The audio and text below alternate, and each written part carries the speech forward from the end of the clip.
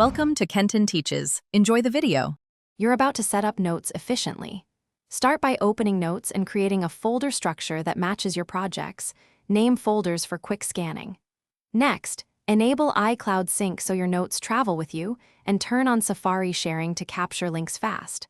Once done, create a template note with headings and checklists you reuse. Make sure to pin the most urgent note and use a clear title. These first steps get you organized and ready to collect information without friction. Now you'll build on that foundation. Use headings and bullets to structure each note, and insert inline tables when you need columns. This makes scanning easy. Capture content using the camera scanner for receipts, drag PDFs into a note, and paste links with context.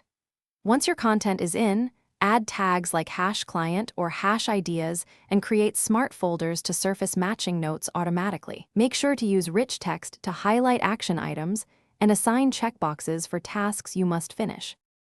Finish by cleaning and sharing.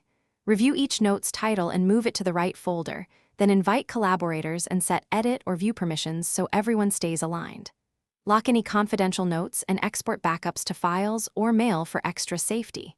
Once done, add a quick table of contents note linking critical items.